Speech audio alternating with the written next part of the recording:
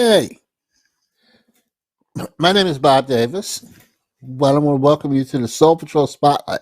So if you're here for some other reason besides the Soul Patrol Spotlight, then you're tuned into the wrong channel. Anyhow, I'm Bob Davis. I'm the co-founder of soulpatrol.com, along with my brother Mike. And Mike is the producer of tonight's show, by the way. So we have a special show tonight. I sent out an email last week telling you what tonight's show was going to be all about. And we're going to be featuring a brand new artist. Well, it should be brand new to most of you. Straight out of the city of Pittsburgh by the name of Kia. But before I introduce you to Kia, got a couple of pieces of business we want to take care of. Number one, we have a sponsor tonight, so we're gonna play our commercial. I'm gonna tell the producer to do that in just a moment. But before we do, I also want to warn you, well, actually tell you that we have a special video presentation that's also going to come up right before we introduce you to our artist. And the video presentation is about the artist. I want you to really pay attention. We're going to play two songs for you. One song you're already going to be very familiar with. The next song is a high resolution, okay, high audio quality version of the brand new single from our featured artist. So stay tuned, and I will be back on the flip side. Mr. Producer, can we roll our commercial real quick? And then come back to me, and then we'll introduce our two songs.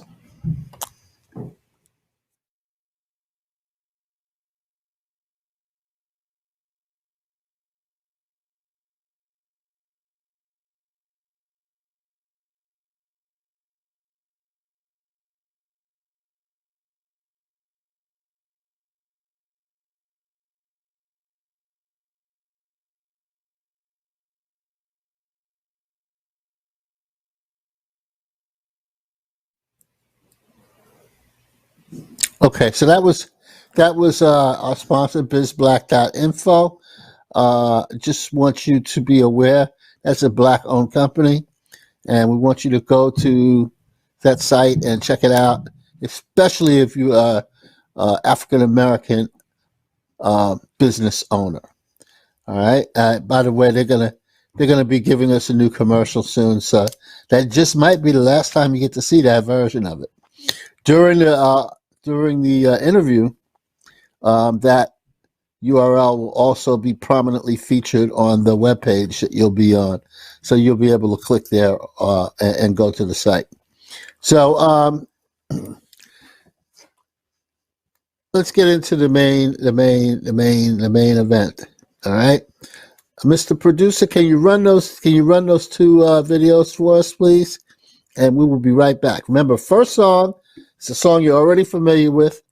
Second song is a song that you probably have not heard yet, but I want you to pay close attention to it, because for those of you who remember what I said in the email, I want you to email me your feedback on these songs after the show. So are we ready, Mr. Producer?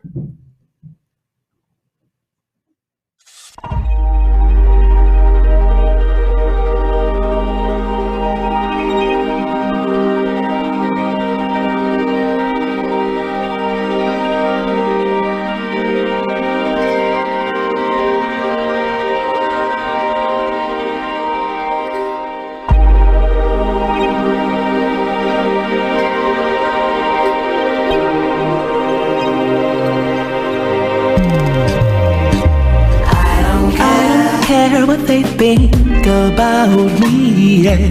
I don't care what they say. I don't care what they think if you are leaving. I'm gonna beg you to stay. I don't don't care if they start to avoid me. I don't care what they do. I don't care about anything else but being with you, being with you. Honey, don't go, don't leave the scene. Be out of the picture and off of the screen. Don't let them say that we told you so. They tell me you love me and then let me go. I've heard the warning voices of friends and my relations. They tell me all about your heartbreak reputation. I don't care what they think about me, and I don't care what they say. I don't care what they think if you are leaving. I'm gonna beg you to stay. I don't care if they start to avoid me. I don't care what they do. I don't care about anything else but being with you.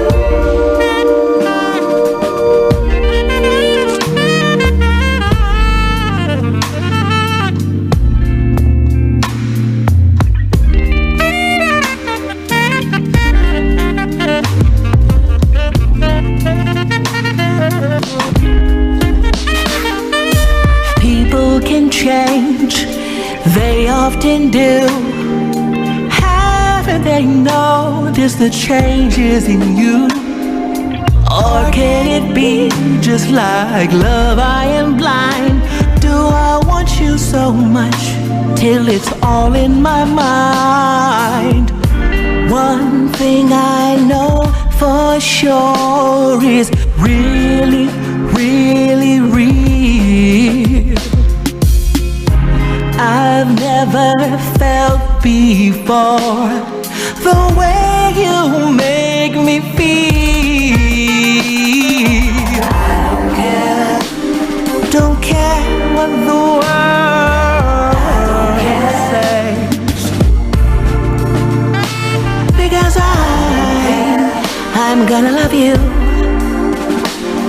anyway.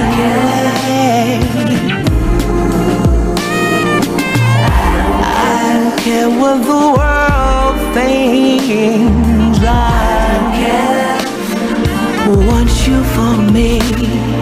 I don't care about anything else but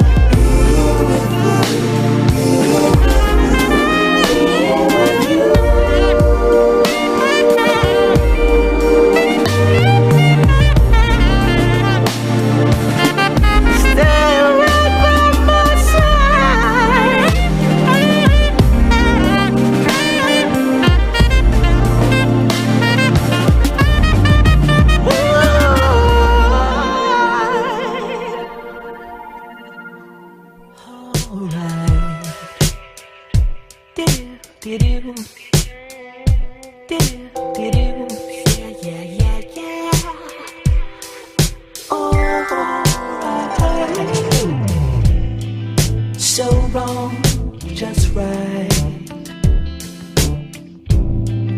Living our best life. We're strong though we cry. Freedom is a lie. Survive in our scars so we can carry on. Giving birth to hope. Drugs make them cold. Wisdom is so pure. We don't need holla if you hear me. The world is under crumbling, crumbling, crumbling down.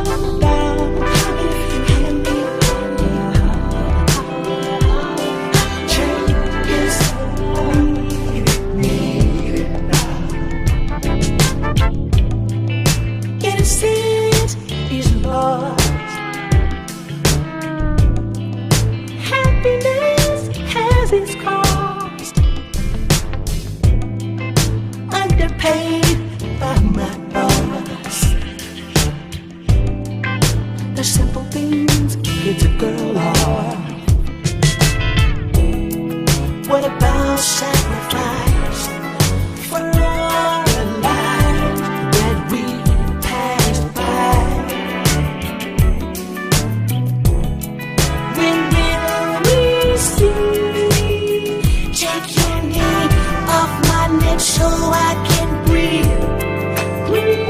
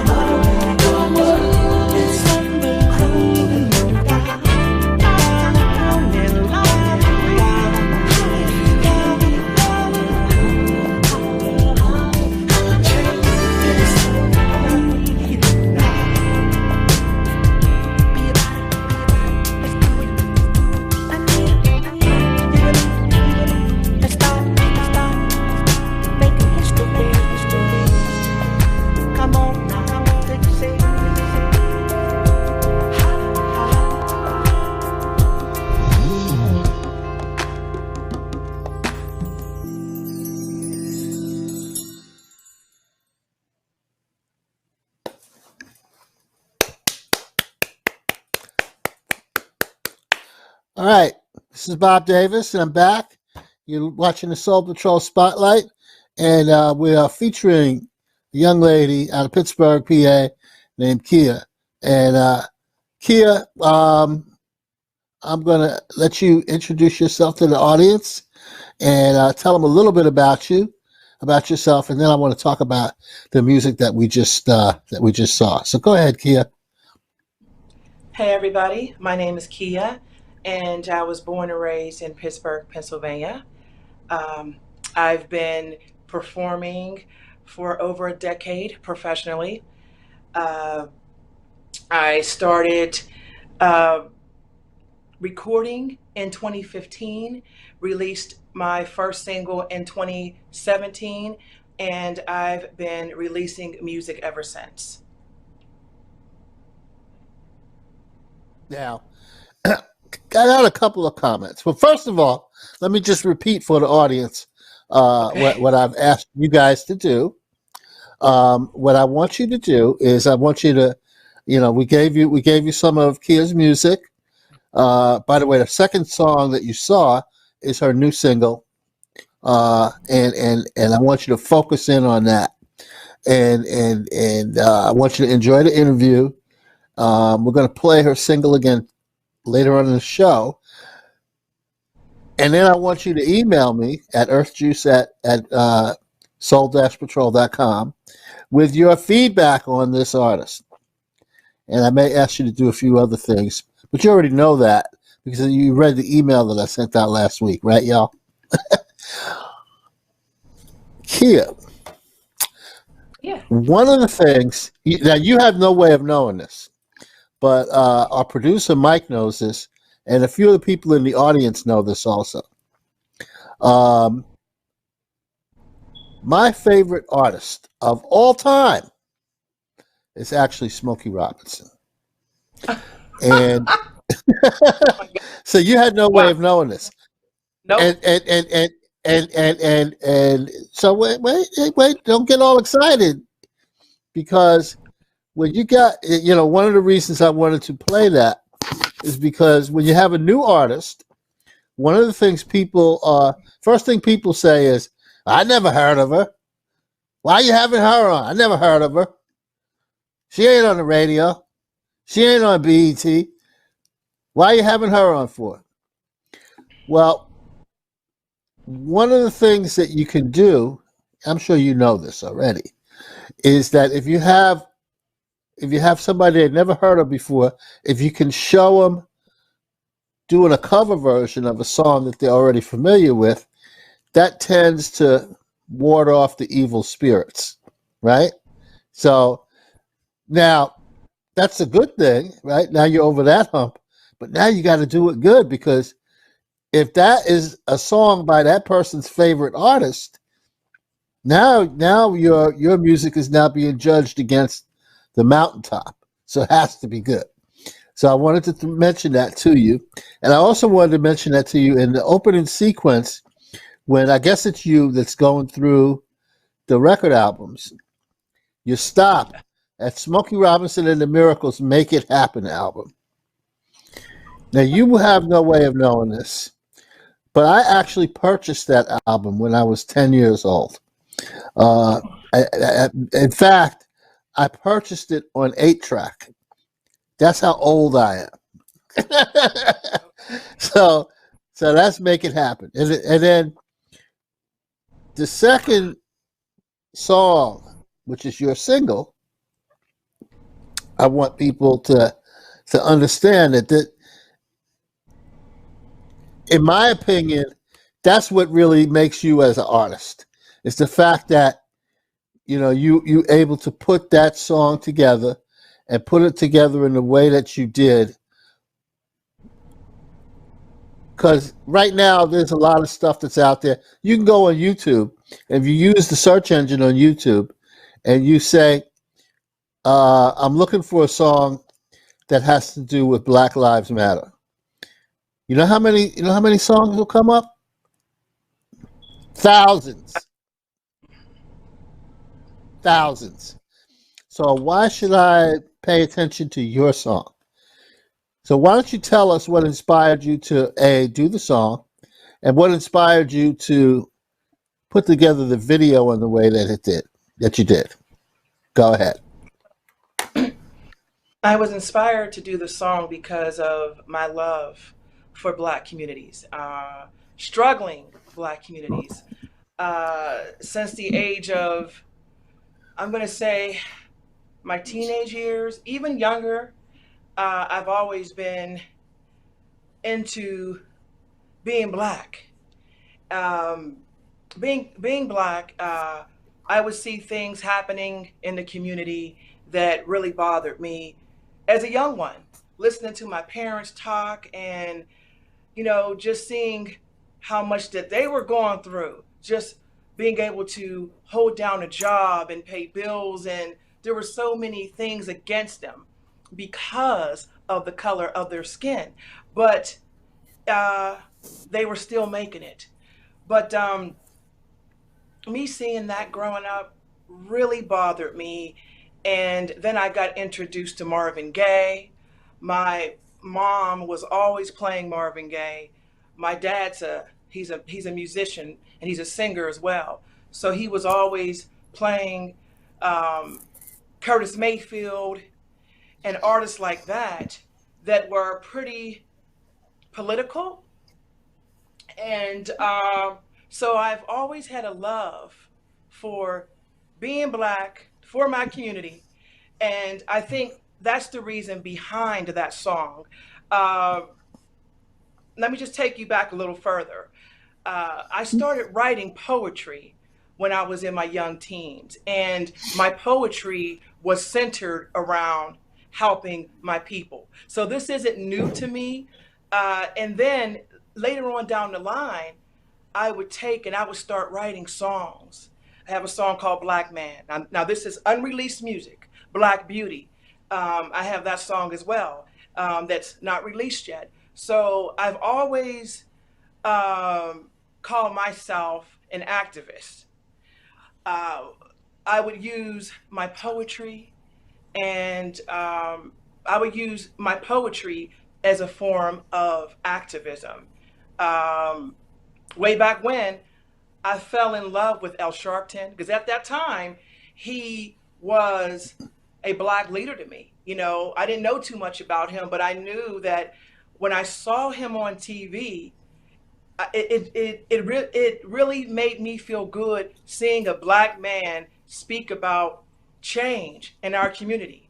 Then I started to like Jesse Jackson because again, I didn't know much, but I knew that to me, those were leaders in our community. Those were what I would call strong black men, you know.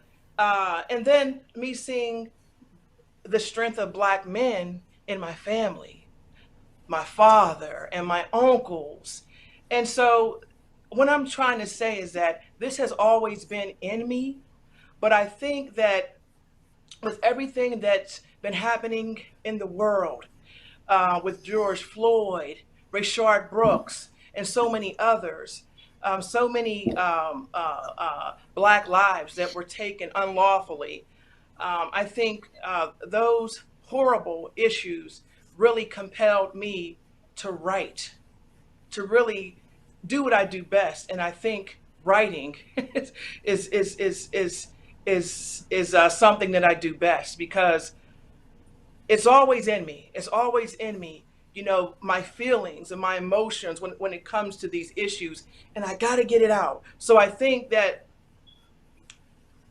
when I saw, you know, these videos, Elijah McClain and so many others, I was just devastated. And those issues, those horrible issues, horrible circumstances really compelled me to write the lyrics. Um, the song was supposed to be initially a spiritual song. It was supposed to be all about glorifying God. And when I um, when I talked to the producer, he was kind of like, Kia, we need something stronger. We need something Hmm. stronger. And all it took was 10 to 15 minutes for me to come up with those lyrics right here in my living room. And I remember going into my little studio in there and I just started, it just hit me. Those lyrics just came. And I remember getting on my cell phone and I'm texting him and I'm saying, oh my gosh, I think I got it. You're going to love these verses. And when I sent it to him, and I don't know what, but Holla If You Hear Me just popped in my head, he was like, I think we got something. I think we got something. And there you have it. It was Well, you recorded know, here. it really, the song really struck me. And by the way, I got a whole list of questions here. Oh my goodness. Okay. Oh, Uh, hold um, on to your britches, Kia. it struck me because starting with the title of the song. The title of the song sounds like the title of a song that Marvin Gaye would have put on the What's Going On album. Mm, Okay, okay, that's the first thing that struck me. praise God. And the next thing that struck God. me was the visual imagery that you use in the song sets it apart from all of the thousands of other songs that I can go out on the internet right now and find on YouTube that have something to do with Black Lives Matter. the way that you have utilized the visual images again harkens back to what Marvin Gaye did. Even though, even though he did, there were no music videos back then. Mm-hmm. Um, but he gave you imagery for the song. That one of the things that happened after What's Going On came out, initially came out, it was a hit on the radio, but then you started seeing and hearing it on television all the time because people who were making various kinds of films and TV projects found it easy to incorporate imagery, you know, the same kind of imagery we see from the 1960s all the time, into what they were doing with that song because Marvin Gaye literally paints a picture for you, Yes. right? He paints a picture. The imagery that you used, you're also painting a picture. So I really appreciated that. Um, so the other thing that kind of hit me, Thank you. um, we talked. Yeah, well, I'm not done yet. The other thing that kind of hit me was we talked about the Smokey Robinson thing. You had no way of knowing that Smokey Robinson is my favorite artist. Being with You is not. By the way, Being with You is not on the Make It Happen album. Being with You came out in the 1980s. So Mm-hmm. wanted to make sure for people in the audience who are not Smokey Robinson fans, I wanted to make sure that they knew that. But Make It Happen came out in '68. I'm sorry, '67. What's Going On came out in 1970. So Smokey and Marvin, are you a fan of Motown, or was that Yes, just I am. coincidence? I'm a Okay, huge fan of Motown. Huge. okay, okay. So in terms of putting all of this together, I mean, this is to me this is very timely. 'Cause did you happen to watch the CNN special on Marvin Gaye? Uh, no, I didn't. That's I okay. didn't watch. Well, that's okay because I'm going to tell you about it because I want the audience to understand that nothing ever happens by accident. Mm. Nothing, even when it appears to be by accident. Because in this special, Don Lemon, he interviews a bunch of different people who, for whom What's Going On had an impact on their life. Okay, one of those people is Smokey Robinson. Mm-hmm. You see where I'm going? There's a harmonic convergence going on here Yeah. with you. And I was just wondering if you even realize the extent that that harmonic convergence is going on. It just even the fact that the special came on last week, and you and I were talking about what we were going to do in this interview, and you said, "Well, I want to focus in on the song," and I'm like, "You don't know how relevant that song is, even though that song is relevant because of Black Lives Matter. That song is relevant because of Marvin Gaye. That's what I'm. Absolutely. That's really what I'm trying to get at here. And so, what I'm trying to find out from you is, what is your relationship with Marvin Gaye? Oh my gosh. He's. I don't want to call him my idol, but he is. So it's so funny that we're talking about Marvin Gaye. He's my he's my musical idol. He's my biggest inspiration. Um, I fell in love with him years ago, hearing my mom play What's Going On, hearing her play his other music, and she would be crying. She would be literally in tears playing What's Going On. And I grew a huge love for Marvin Gaye. I even exposed my children to him. I I exposed my children to his music. I would play his music all the time. I even purchased um, there are either one or two DVDs that have a lot to do with his upbringing, and we would just sit back, my children and I, and we would just sit back and watch Marvin Gaye. We would watch his father, and so I know a lot about his upbringing and the history behind him. So he is my biggest inspiration. Uh, he's not just a powerful singer. He's a fabulous writer and performer, and he was fearless. He was fearless. Um, the "What's Going On" album, to me, it's that was an anthem to me. It wasn't to me. It was an anthem to me. It spoke about so much that was, we understand, it spoke about what was going on in the world, but it really spoke about our community and us as a people. You know, um, he's just everything to me. He was fearless, and I want to be the kind of artist that's fearless. I want to be the kind of artist that's not afraid to speak out, not afraid to use my voice. I'm not into being a cutie pie. I want to be someone that delivers a message. That's what I want to do. And I think that Marvin Gaye is the reason why. Curtis Mayfield, we could talk about so many of them, but Marvin Gaye is my guy. Period. I can't hear you. I can't hear You you. can't, you can't, Now I can. Mr. Producer. Now I can. Okay.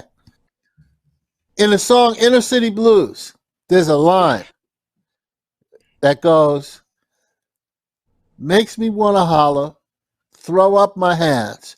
Makes me want to holler, throw up my hands. What song does that remind you of? Holla if you hear me. Ah! Holla if you hear me. I would have never thought that. Never. Oh my goodness. You When wouldn't. I saw that video for the first time, I said to myself, either there's some kind of accident, and remember I told you guys before there's no such thing as accidents, Yes. or somehow she is possessed by Marvin Gaye because the title of that song sounds like it could be part of Inner Ah, City Blues. So I'm sorry, I just wanted to get that off my chest. I And am that was a possessed by long Marvin Gaye. I am. I am. and that was My very kids, long-winded. Mhm. what I was saying was for my kids to even, my 8-year-old daughter knows his music. They know So who the let's Temptations are. I've exposed my kids to so many artists of the yesteryears. so talk about that because I talk to a lot of artists. They say, "Well, I'm going to deliver a message." Well, how are you delivering a message? By playing a bunch of old music that nobody cares about anymore? That's not delivering a message. Delivering a message is I'm sorry, hold on one up. second here. Go on. Okay, go ahead. Oh, that's real life. That's real life. See, delivering a message is really about not so much you or me or anybody else um, extrapolating on what we think about things. It really is about how can you have influence. And for most of us, the main ways that we have influence is with our children. So you've already talked about that, how you're using some of the messages in the music that you like to influence your children. So that's really important.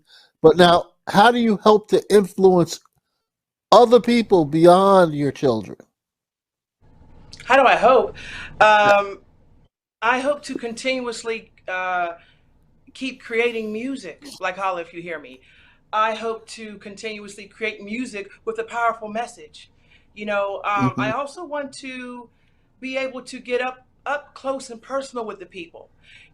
I whenever things start to really open up, and hopefully I'll go on tour in the next year or two, I want to be able to sit down and I mean, I know that there's meet and greets, but I want to be able to sit down and talk to the people.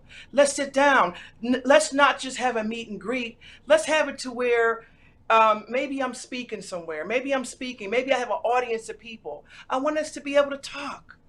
I think that we need to connect, and I want to use my platform to do more than just create music. If it was up to me, I want to be able to go into different neighborhoods, into different cities, and talk to the people and connect with the people. I think that our people need healing. I think we've been under so much trauma, all this PTSD.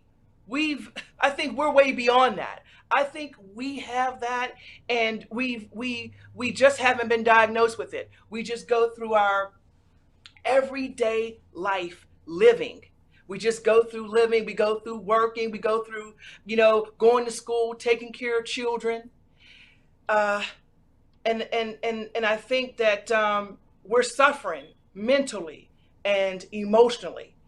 And I think that we need healing in our community. And I think one of the best ways for us to heal is for us to come together and unite. Come together, unite, and begin loving on one another, begin supporting one another. So I want to be that one that supports. I want to support my men and women in so many ways, in so many ways. So that's a huge goal for me. Use the music, but then come outside of the music and come into the communities and begin to encourage, empower, inspire, and uplift the people.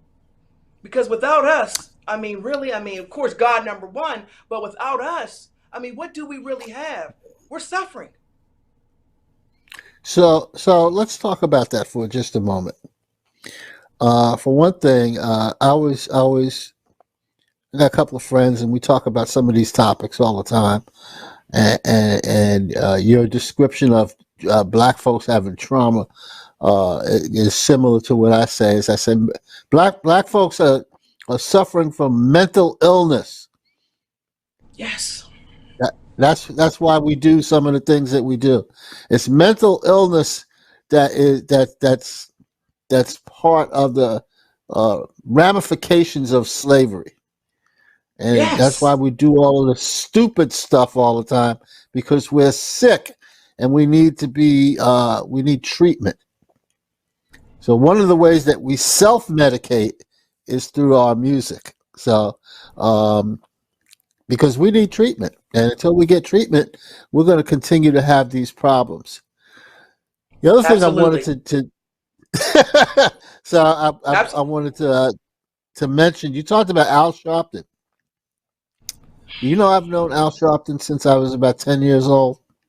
Around the same time Hmm. when I bought that Make It Happen album, that's when I first met Al Sharpton. And the way that I met him was because he was preaching in my grandmother's church. Mm. So, Oh my I used to, goodness. we used to go and stay at my grandparents' house all the time on weekends. And of course, my grandmother would take us to church, which was right around the corner from her house. And one time we Hmm. went to her church, and Al Sharpton was in there, and he was at the pulpit. And I said to my grandmother, I said, what's that little boy doing up there preaching? And of course, my grandmother said, "Shut up! You're not supposed to be talking in church." Hmm. So that's when I first met Al Sharpton. And whenever I see him today, um, you know, we always talk about that. Wow. So that's one Oh thing. my goodness. So that's one thing. And then the other thing is, you mentioned Jesse Jackson. I worked on Jesse Jackson's 1984. Again, I'm revealing my age. I worked on Jesse Jackson's 1984 presidential campaign. I worked on his What? 1988 presidential campaign, and Oh my goodness. I'm very proud of that.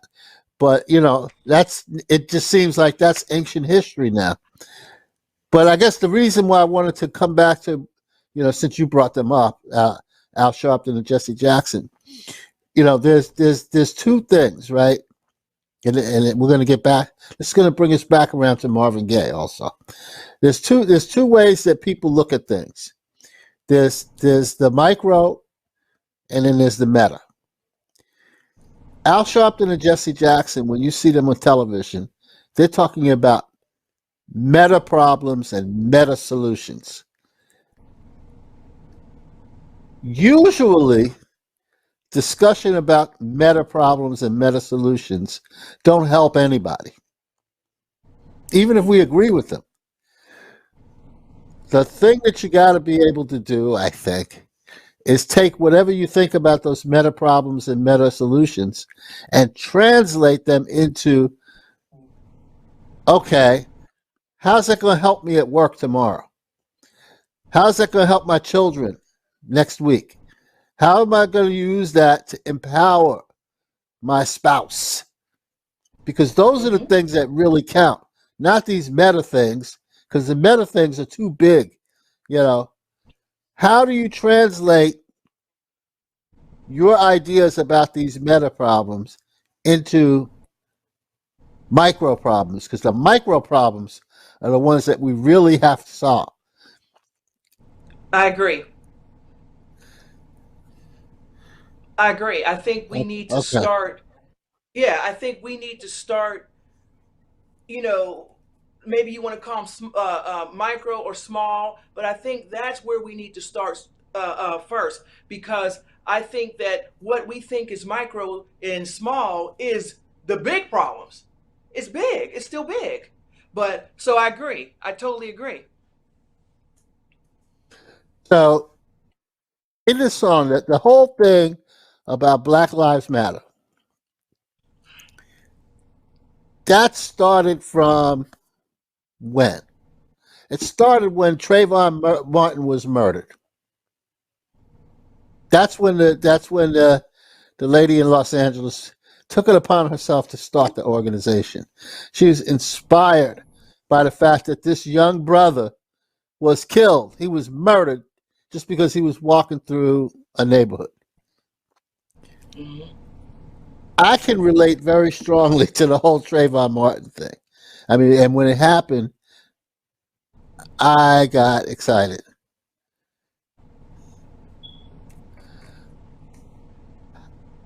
This is about black men. And that was one of the things you mentioned about empowering black men. Because the victims of all of this, and I know that, yeah, sometimes it's women, but it's mostly men, and it's mostly young men. Because I can tell you, once you get past a certain age, the cops don't bother you anymore. They really only want to do this stuff to young guys. How are you translating this into real life? How are you empowering black men? Because black men are like the lowest form of life on earth. And so we I need talk. this. You're right. I talk to black men. Um, Mhm. I've been doing this forever. I remember. I'm just going to take us back a small drop. I remember years ago, um, being at a bus stop, waiting on a bus, and this brother walked by. He was probably, I don't know how old he was. He could have been in his late 50s. But I said to him, "Hey, how are you?" He took a double take and was like, he said, "Are you talking to me?" I said, "Yeah, I'm talking to you." He said, "I want to thank you. I want to thank you so much because you spoke to me. I can't tell you how many black women don't speak, don't say a word, or they just, when they see you come by, they kind of, oh, don't say nothing to me." But I've never been like that. I've always been the kind of person that would talk to my men. It doesn't, I don't care. Grocery store, walking down the street. I've always um, left myself open or available to have a conversation. Call me crazy, but I've always been very, uh, uh, uh, very passionate, hugging brothers. I still do it. I mean, well, not in the midst of COVID, but prior to COVID, hey, brother, we hug. I mean, I think that our men are missing that connection with us. They're missing that embrace. They're missing the way that it used to be so many years ago, like way before I was born. I mean, I just hearing the stories from older black men, uh, black women and black men, we used to celebrate one another. There was we used to embrace one another. Hey, come on over to my house. Let me cook you some dinner. It wasn't about, jumping into bed with you. It was about us connecting. We've lost that. We've lost that connection. And I want to bring that connection back. I'm not going to tell you everything that I'm going to start doing, but I've been talking about it on social media. I'm big on Instagram, and I do have a page. It's called Style with Kia. On that page, most of my followers are black men, and I talk to them. I talk to them. I think that we need to come away from ourselves, come away from this me thing, and think about somebody else. Think about our men, because we need our men. It starts at the top.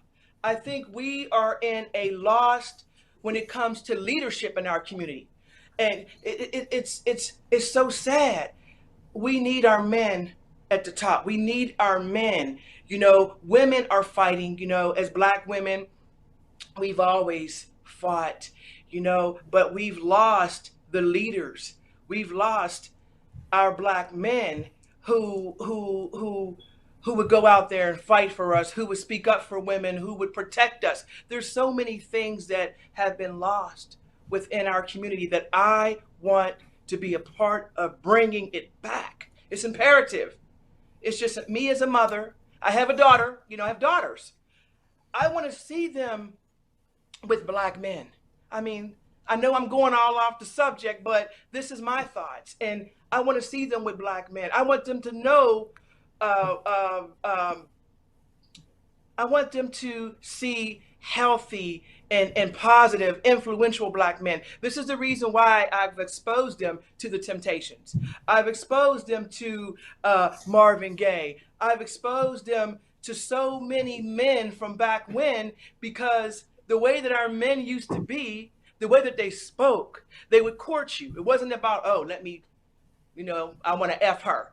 It's changed so much, but I want my girls to have a positive image of black men in their head. I don't want them to see what they see out here and think that that's all black men, because it is not. So now you're coming Sorry, right back. I done went off. No, this is where I wanted to go, because to me, this is what the song is about. Everything that we've talked about here is exactly what that song is about. And that song was done by a person who maybe had all kinds of personal issues in his personal life. But what he tried to do was to lay a framework that black men should follow. And the thing is that part of the reason why black men don't do what they're supposed to do is because black women don't do what they're supposed to do. And before I get into my next little topic here, make sure what's your you mentioned this. What's your website? Because I want people to get to your Instagram, your Facebook, your Twitter, and I know that they can get there through your website. So tell the people your URL. Okay, it's www.musicbykia.com, And on Instagram, it's Music by Kia. On Facebook, it's Music by Kia. And on YouTube, it's Kia TV. Now, guess what, y'all? We have a special page on the Soul Patrol website. If you go to that page will take you to all of those places. So we got Kia covered. So Thank we you, want you Bob. to we want to interact. Want you to interact with Kia by any means necessary. By any means. And whose birthday was it yesterday? Yesterday was Malcolm X's birthday. Did you know that? May the Oh, really? It was it It was was? yesterday. I'm telling you Okay, that okay. there's a harmonic convergence going on here because this is really all about. We done talked about Marvin Gaye, It's his we done birthday. talked about Jesse Jackson, we done talked about Al Sharpton, and now we talked about Malcolm X. Oh, and you mentioned the Temptations. That is the secret. That mental illness that I talked about before. The cure for that mental illness is really straightening out black men, and You're you're absolutely right. black men need a whole lot of straightening out because we need to be able to take care of our families financially, emotionally, and every other way. We don't do a good job of it because we're mentally ill. Okay? And so the way that we can do better is if we have black women doing some of the things that you talked about earlier. Do you remember ever seeing uh, a couple, husband and wife? They were also actors and actresses named Ossie Davis Jr. and Ruby And D. Ruby, yes. Right. I would Yes. maintain that if the police ever was to pull Ossie Davis over and start messing with him like they did with George Floyd or like Trayvon Martin, well, Trayvon Martin wasn't pulled over by the police, but I mean, any of these incidents that are in the Yes. news that you focus on in your song and tell the people what the name of your song is again. Holla if you hear me. Holla if you hear me. Well, I would maintain that if Ossie Davis Jr. was pulled over by the cops and the cops started messing with him, they wouldn't be able to get away with it for very long. Absolutely. Why? Why? Because Ruby D would be right there. Absolutely. Yes. Ruby D would not allow that to happen. Mm-hmm. So my point is when we look for people who are famous to be our role models for our children, I almost never hear anybody say, "Well, gee whiz, I hope that my daughter ends up being something like Ruby D, and I hope she finds somebody like Ossie Davis to be with." They always talk about, "Well, now I want my son to be like John Shaft, or I want my son to be like, you know, the Black Panther, a cartoon character, a comic book character." No, don't tell me about a comic book character. Tell me about a real person that you want your children to be like. I do. Tell me you I want. talk about Ruby D, Ozzie Davis. I Okay. talk about the Felicia Rashads. I talk about the Avery Brooks, he Okay. was more than just an actor. You know, Okay. it's. I do a lot of showcasing these Mm-hmm. black entertainers that went deeper than just acting and singing, but what they did outside of that and what they did for our people. You know, I just Debbie Allen, I just put her. I even did what's her name? She was so beautiful. I can't even think of her name. I can't think of her name. And she actually thanked me. It wasn't Debbie Allen or Felicia Rashad. It wasn't Avery Brooks. God, I can't think of her name. Jane Kennedy. I even Mm-hmm. put some Jane Kennedy on my page. And people were like, wait a minute, we remember her. She was more than just a pretty face. You know, she was someone that worked hard to be where she's at. She was someone, if you ever heard Jane Kennedy speak, a woman that was just, she loved God. And nowadays, when a woman talks about God, you know, some of the men, they're not used to it. They think you're different, they think you're weird, but that's the way our men never used to be like that.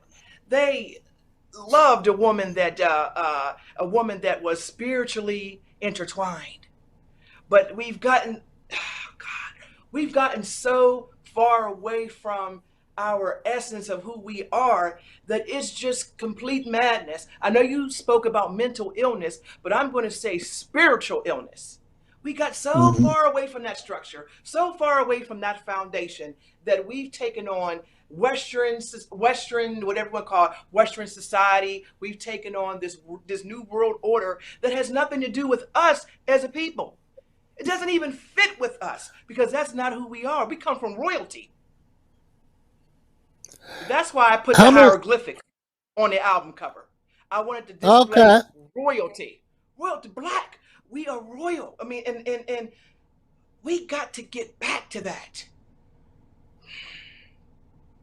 How many people do you know that really that would want their son to be something like Snoop Dogg or Lil Wayne? Too many.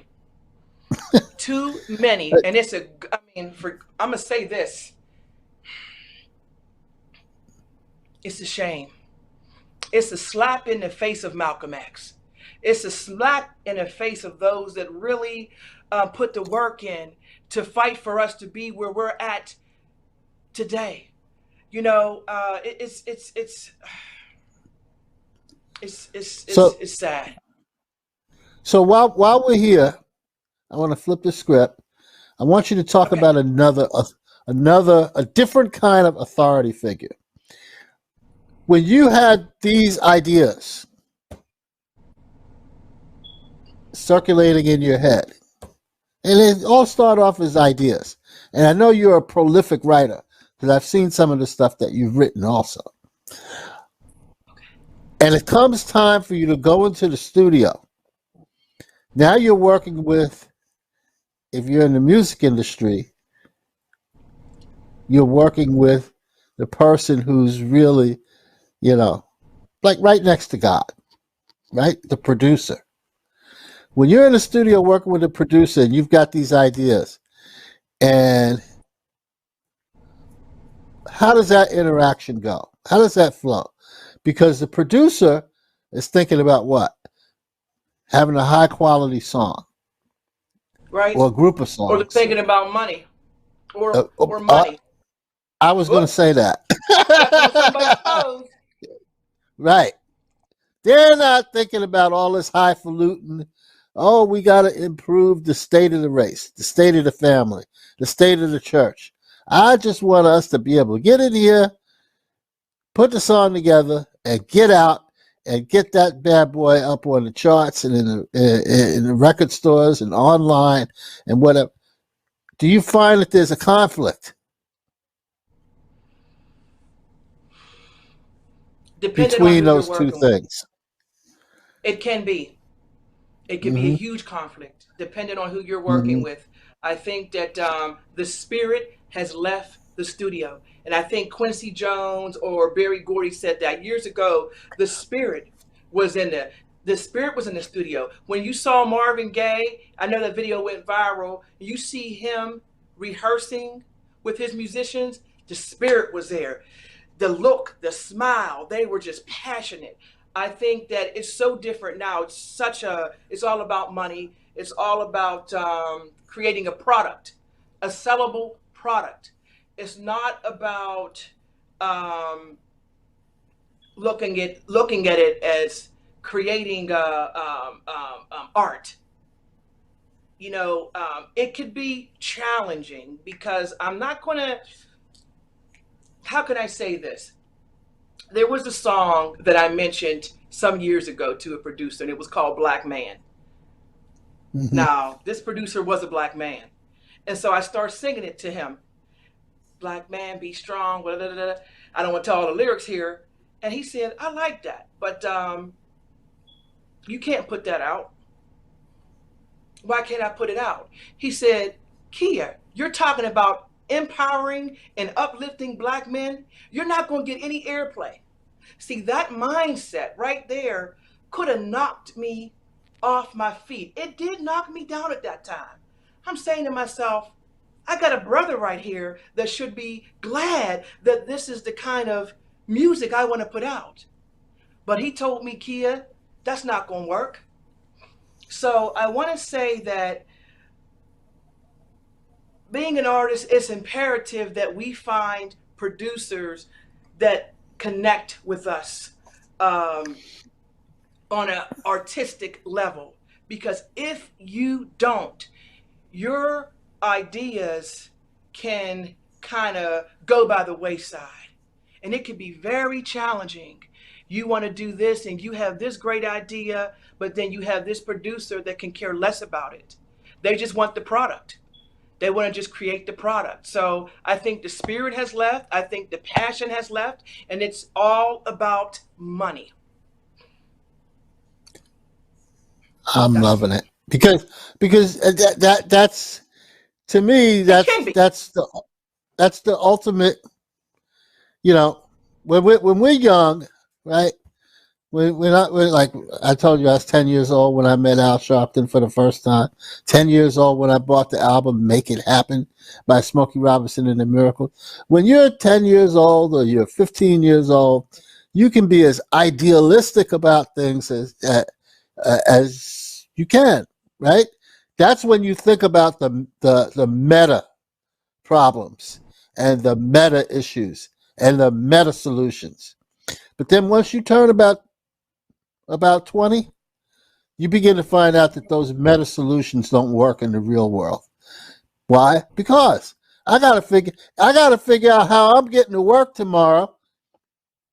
I'm living in Pittsburgh and it's like minus 60 degrees and I gotta go to that bus stop and wait for the bus, and that bus just might not be coming because the bus just doesn't work when it gets to be 60 degrees. I got to solve that problem. And usually that problem is only solved with money, right? I can't be riding Yeah. no bus. I got to get me a car so I don't have to worry about standing at a bus stop waiting on a bus that ain't coming. So success in life is really measured by being able to balance those two things, the money piece and the idealistic piece. How do you do that?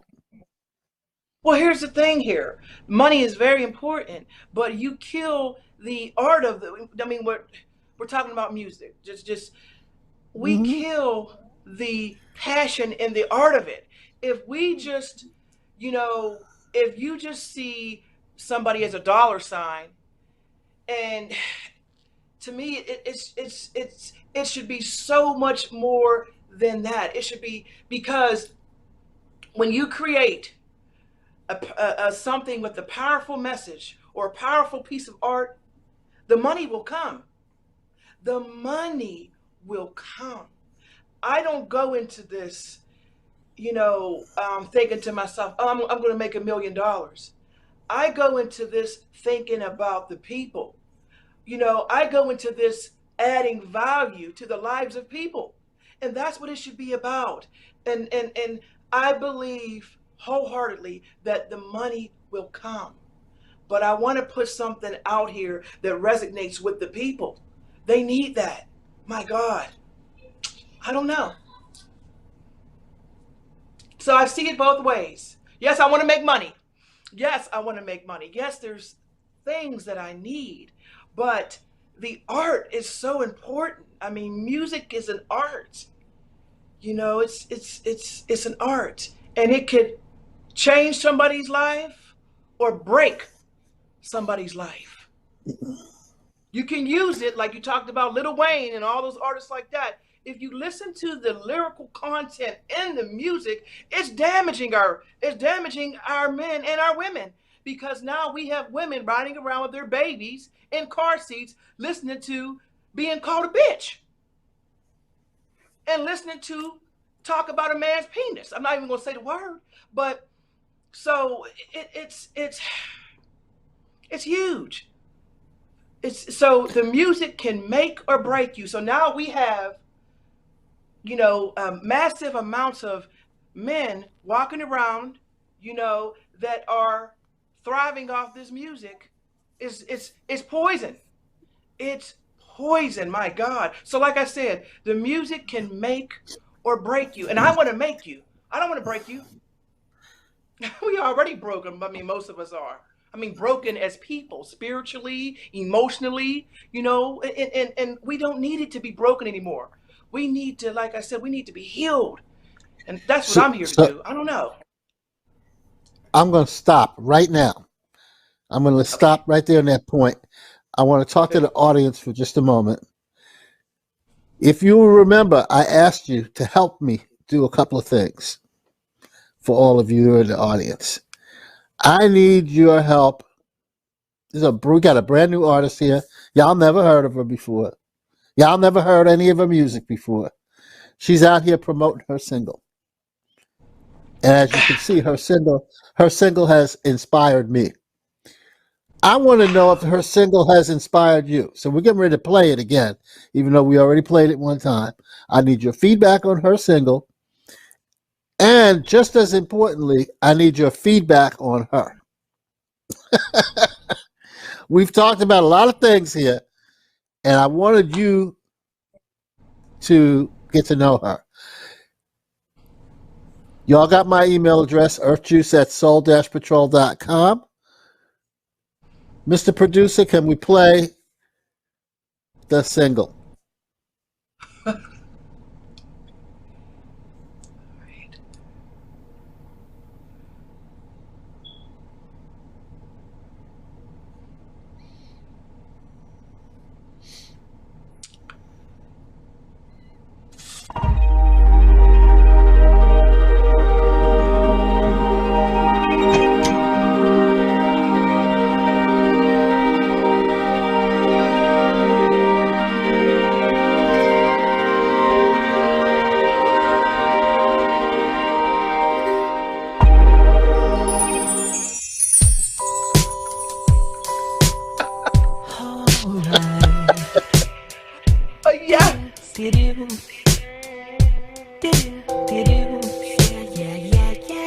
Thank you, Bob.